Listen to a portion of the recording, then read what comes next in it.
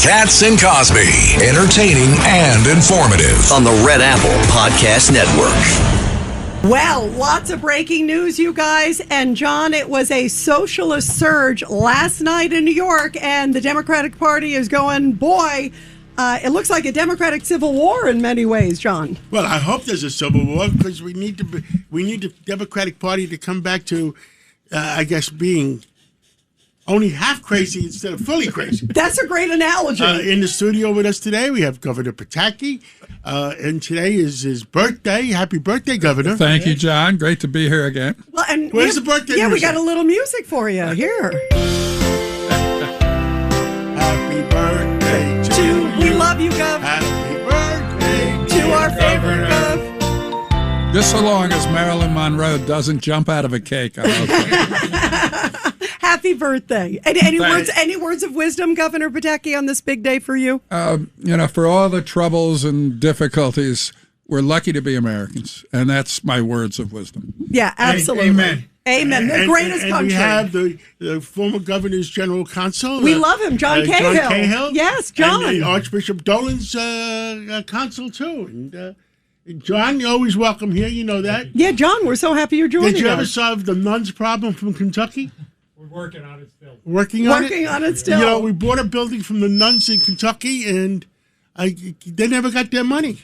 How could a nun be ripped off? Judge Richard Weinberg. I'll have none of it. And former Deputy Mayor Rudy Washington. Guys, there was a big problem this morning. There was a bunch of FBI raids. And you guys know anything about it? I mean, the FBI raided the former chief of staff to Mayor Adams. Frank Carone. And the guys always seem to be a nice guy, but... yes, absolutely. And his brother and other people, too. It's a big suite. Some hotel owners or something. And I don't know the specifics, John, but I do know that the Trump administration is going after fraud, and our government has had billions and billions stolen from it over the last 5 years, and it's a disgrace. And whatever they can do to bring to justice those thieves and straighten it out where we're actually spending money on the programs as opposed to on thieves stealing it, I'm all for it.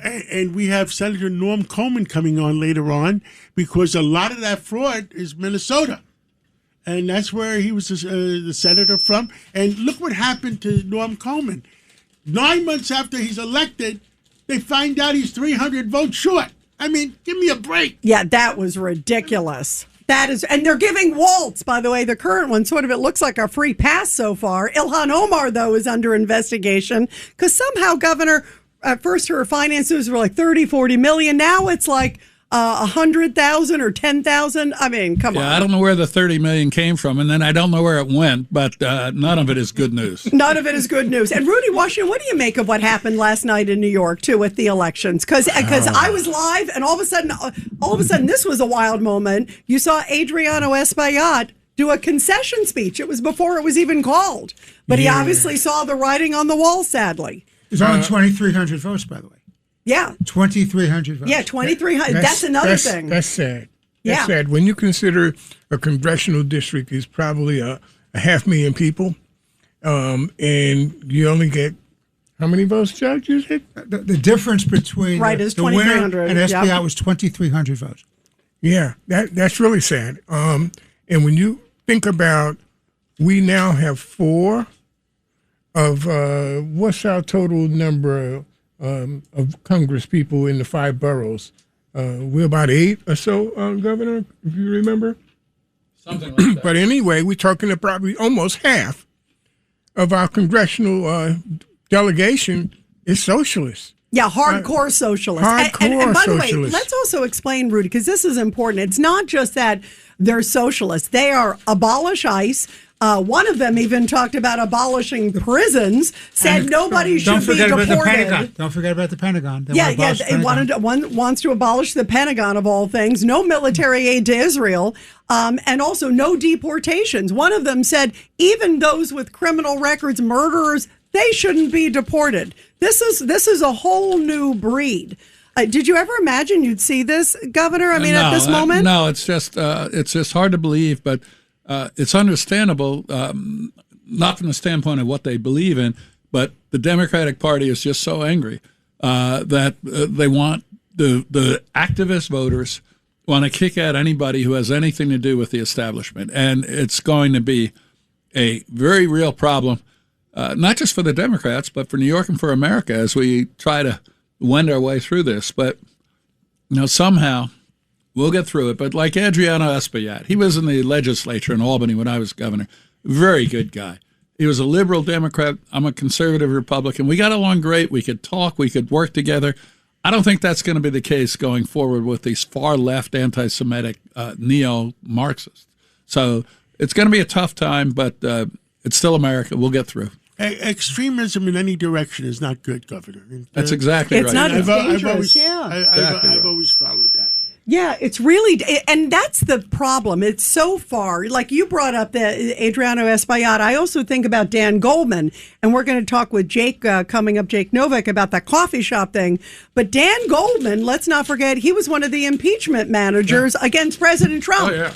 But he wasn't far enough left. No. His crime is he's a quasi supporter of Israel.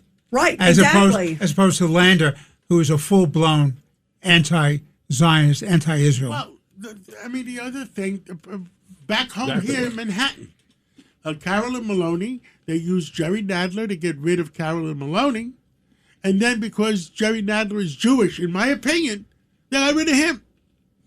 Well, I really begin to think we have a cultural problem in this country now. When we look at what's happening to our culture in terms of moving away from our faith and the foundation of America, it's scary. It's very scary. Yeah, it is scary. Yeah. Now, who's the leader of the state, Governor?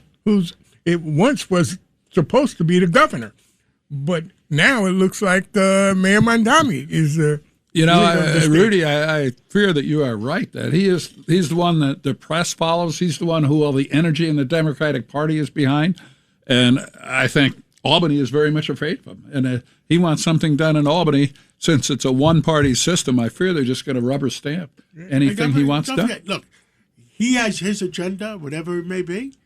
I've been talking to him in hopes that common sense could prevail, but who knows? Well, the time will tell. But at least keeping open communications to me is always good. Absolutely, and I think that's the most important thing is what I found. Dealing with speaking at the police athletic league tomorrow. Oh, good. Yeah. Good. So Which is a noble mission, a great mission. Yeah, look, Yeah. It's helping the kids. It's not about politics. It's Exactly helping the right. kids. Right, absolutely. The one thing that's interesting is like to watch the Democrats today, and we're going to talk to Melissa DeRosa in a moment, but to watch the dance, because some of them are definitely perplexed. Governor, what do you think? John, this is an incredible shock. I agree with Melissa DeRosa, and this I never thought wait. I never Breaking thought I'd be news. saying that. Give me my natural Bushman time. Breaking news. Hang on, here it is. Breaking news, WABC. All right, Governor Pataki, go again. I actually agree with her that it was a disaster last night. And it wasn't just a disaster for the Democratic Party, it's a disaster for the state. And you heard what she said. They're going to push for higher taxes in Albany, for more crime because they're going to weaken the criminal justice system. And I fear that they're going to get their way because the Democrats, other than the DSA people, they're afraid of them. And because they're afraid of them, they're going to give them what they want. And this state and this city are teetering. I don't know if you saw today, but Morgan Stanley is considering building a massive $1.5 billion new office in North Dallas. And this is what's going to be happening over and over and over unless we get the state back. And I just want to add one more thing. Normally, we have checks and balances. One party goes too far and screws up, the other party wins. It doesn't happen here because we have a one-party system. The Democrats are nominating hideous candidates who are going to hurt the city and hurt the state. But the Republican Party is so weak and has such decrepit leadership, to be perfectly honest, that we don't mount a credible alternative that can point out the fact that these people are unacceptable, not just to Republicans, but to Democrats too. So I fear that they're going to have a great November. It's going to be very unfortunate for the city, for the state, and for the country. But, these things have a way of ultimately the pendulum comes back. I fear we're going to have a few tough years, but we'll get through it. Wow. That's a powerful statement, Governor. Wow. Very powerful statement. Yeah. Well, Governor, should we take a break now? Yeah, or let's get Rudy real quick. Rudy, go ahead. Rudy Yeah. Washington? Well, I've been a champion for the governor. I've been with the governor when he was a senator. But on this statement, I can't be that optimistic. With what's happening in the country in terms of AI, in terms of the internet, nobody has to be in New York anymore. If you remember, pre 9/11, it was the dawn of the internet. And everybody had to be on Wall Street and pay $40 a square foot. Now, they don't have to do that. You can do business anywhere in the country now. And as the governor just said about Dallas, we're looking at our corporates move across this country into the South where their taxes are reasonable and low and with a good employment base. And public safety. I mean, that's the other. That to me is the really you're driving them away economically. And to the governor's point, you're also, if you are saying we don't need to deport even murderers, and literally some are saying that why stay if you don't feel safe? Right, we're in trouble with this no bail foolishness they have going. Absolutely, and it's going to only get worse. Yeah, now. That's a drop in the bucket compared to what they're saying. And they've also said, this is what troubles me, guys.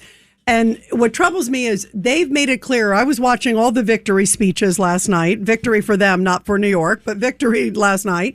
And in their speeches, they were very much a my way or the highway attitude. It was, here's what we believe in, and we are not going to bend on our beliefs. They're not backing away from their beliefs. Judge Weinberg. Fundamentally, what you're looking at is you're looking at ideological warfare. They have an agenda. Read the platform of DSA. They're anti-capitalist. They're pro-communist. They're anti-American strength. They want to remake the world. They're going after our constitutional processes. They want to get rid of the Electoral College. Why do they want to get rid of Electoral College? So then you can have the blue cities that dominate the states with the population winning the presidential elections. If they win and they're able to get through changes in terms of Puerto Rico, the District of Columbia having senators, if that gets through, then you're going to have additional 2 to 4 additional United States senators that will be Democrats, so you'll never have Republicans control the Senate again. Well, the other thing in the DSA platform that people don't know is they call for abolishing the Senate.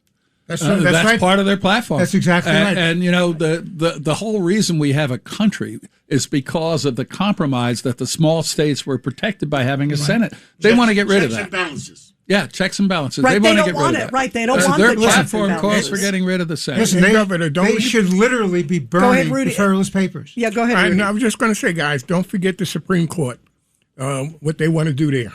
That's true. Yeah, that's right, the court packing. And they've come right out and said, we want X. We want X more. 13. They've already announced they want 13 to start. You know what's interesting? I was watching, and I said this to you guys earlier, John, when we were talking. Speaker Johnson today was on fire. And he came out and he said, we have to save the Republic. We have to win in November. We have to keep the House, because he really fears what will happen to the country if they indeed are in charge. Because to the governor's point, and Rudy and Judge and John, all of you, their voices, these DSA voices are so loud that they are controlling the party. And do you want that to control America? You got 2 years of impeachment if that happens. Oh, yeah. Not just on the president, on the secretaries. And if they win the White House, the borders get open again. They win the White House, the borders are open again. Yeah, well, that's part of their platform. Yes, one of them. You're right. One of them, loud and clear last night, was saying no borders. No borders? No borders, no prison, no Pentagon, no Senate. No country. How about some good news? Rita, how about some good news? Yeah, what is it? What's the good news? It's a beautiful... It's your birthday. It's your birthday. It is a beautiful day. The sun has been shining. The air is clean. And it's your birthday. And it's my birthday. So there's, the doom and gloom is justified, but always... beyond the clouds, there's the sun. And let's try to figure out here's what I want you to do. I want you to make sure you get the Republican Party to step up, because they listen to you. Well, they got to step up. And just like you said, they need better candidates, stronger candidates, some great ones out there. But they need to galvanize the crowd and turn this around. In November, one of the things Melissa DeRosa said was how low the turnout was. And if we had a credible Republican alternative running against these ideological nuts, and that's what they are, we would win. But we just don't have that. And it's a tragedy. for the city and for the country. Governor, on some of these races, there's 800,000 people, 775,000 people for each congressional district. Yeah. Only like 30, 40,000 people voted. That's right. That's 5%. That's right. And we need to present credible alternatives in the fall to win. But if history is any guide, I don't see that happening. And that's the decline of the two-party system in New York is one of the reasons we are struggling so much. And that's not just in the city. That's in Albany, too. We've had one-party rule for a decade, and it's a disaster. Governor, it's New York State, it's Illinois, California. Yeah, California, right. I mean, and none of those states are doing well. Part of the problem is that there's a lot of cheating, in my opinion, in voting, and we haven't been able to fix that problem. And that's why President Trump today put down his foot, and he doesn't want to sign the agreement on the housing bill. Right. Until they pass the vote agreement. Yeah, the SAVE Act, right. But I think Trump is smarter than everybody thinks, because I think that if we don't straighten out the voting, that we do have a problem. Yeah, that is an issue. And you can tell, John, he really took, I mean, there are reports out there that he took many in the Senate, even on the GOP side, to task, saying, get this done. But they're saying they don't have the votes. The problem is you need 60 votes in the Senate. And not one Democrat, except maybe Fetterman, is going to vote for voter ID. And probably 80% of Americans across the political spectrum want voter ID. I mean, Mondamini, when he was hiring people to shovel snow, you had to have 2 photo IDs. That's right. You can vote with nothing, but you had to have 2 photo IDs to shovel snow for Mondamini's New York City. But they won't vote for a voter ID, and it's just really sad for the country. Okay, let's go to Governor Pataki and John Cahill, his former Chief of Staff, and tell us about 9/11 and tell us what the heck is going on. Well, thank you, John and Rita, for being here. Interesting listening to such great minds talk about politics. I won't delve into that, but what I will mention, the governor and I were down at the memorial site today. And for people who don't appreciate Western values, they need to spend some time at the memorial at Ground Zero to see the Western values that were attacked that day on September 11th, the destruction, the loss of life, but also see the greatness of the Western values that gave us the greatest plaza in the world. And that's really because the man, the birthday boy over here, and that's Governor Pataki's vision and leadership. To be down there and to see what is there now. The governor took time to chat with these young girls that are in from, I think, Illinois, that are performing at Carnegie Hall. And these are 12 or 13-year-old young ladies that learning about September 11th for the first time and learning about the Western values that have made this country great, that people attacked, and that the Western values that gave us the leadership of somebody like Governor Pataki built the greatest plaza in America. There's a lot to be learned by these people who are running for political office by spending some time at Ground Zero. So, Governor and John, tell us the plans of what we're going to do to celebrate 250 years of the United States and 25 years since Governor Pataki, you're the honoree for bringing our city and our state back. Well, thank you, John. And let me just follow up on what John said, because I think he's absolutely right. You go down to Ground Zero and you see what Western values have done. We've taken rubble, we've taken a disaster and turned it into something of remembrance. Surrounded by commerce, you have some of the great corporations of the world and headquarters right around Ground Zero. And by the way, John, we went and stopped into St. Nicholas Greek Orthodox Church. What a wonderful facility, and I know you were instrumental in getting that built. And we show Western values, the fact that we're not going to be intimidated by terrorists who attacked us. We're going to think big, build big, and have confidence in our future. And, it was the absence of Western values that drove those terrorists that killed almost 3,000 people. And if that's the type of person who's got elected to Congress, we have to rethink this country's future and do everything we can to stop them. We just saw the horror of people who hate our belief in free markets, freedom of assembly. We have to beat them. Now, this person that got elected against Esplanade, an American citizen? She must be. To run for Congress, you have to be. Was she naturalized, or was she... She is, I believe she is an American. Her family is from Dominican Republic, but she is an American. Okay, we should look into that. Yes. Well, it's the end of another great show, and I want to thank Governor Pataki, John Cahill, thank you, and Judge Weinberg, Rudy Washington, Rita. What do we all stand for? Truth, justice, and the American way. Go get him. And happy birthday again to Governor Happy birthday to Pataki. Governor Pataki.